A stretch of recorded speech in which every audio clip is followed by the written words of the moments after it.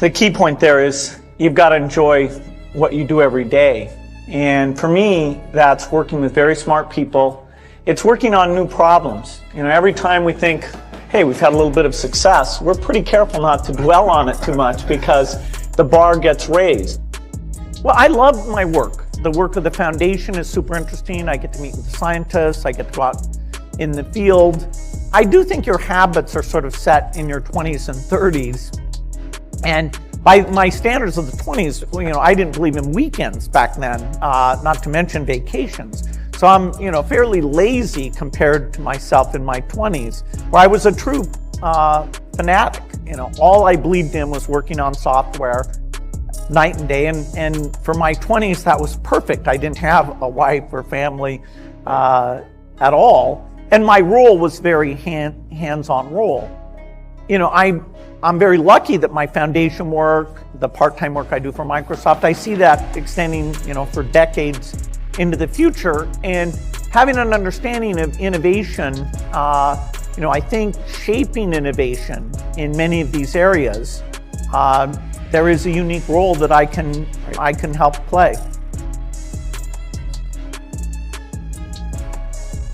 I think the ability that has helped me in lots of things is a kind of measurement scientific framework where I go in and say, did anybody handle this well? What are the very best practices?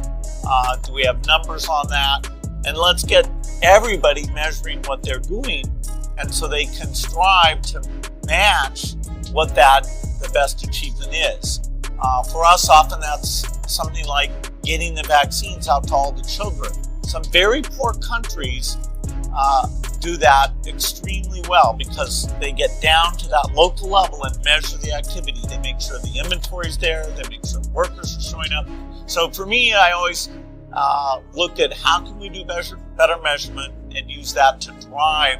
In line with the promise of this age, I want to exhort each of the graduates here to take on an issue, a complex problem, a deep inequity, and become a specialist on it. If you make it the focus of your career, that would be phenomenal. But you don't have to do that to make an impact. For a few hours every week, you can use the growing power of the internet to get informed, find others with the same interests, see the barriers, and find ways to cut through them. Don't let complexity stop you. Be activists. Take on big inequities. I feel sure it will be one of the great experiences of your lives. I'm a weird dropout because I take college courses all the time. I love learning company courses and things, so I loved being a student. And there were smart people around, and they fed you, and they gave you these nice grades that made you feel smart. So I feel it was unfortunate that I didn't get to stay there, but I don't think I missed any knowledge because whatever I needed to learn, I was still in a learning mode. Well, this idea of reading in general, if you can do that, then you can create an agent that helps a student like a one-on-one tutor would. So, there's nothing that matches a great one-on-one tutor teaching somebody. That's always the gold standard that all other teaching methodologies are compared to. If you want to learn computer science, just, Knuth wrote the book, buy it, okay.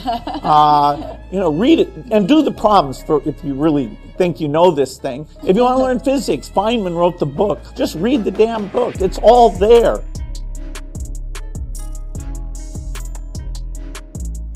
Well, I wish more people could actually get to these countries, join the Peace Corps, spend time, even just spending a few weeks there and see how great the needs are and see the progress. A lot of, volunteer work in the United States builds that sense of, okay, we care about other humans, even, beyond our own family group, even people who have very different experiences.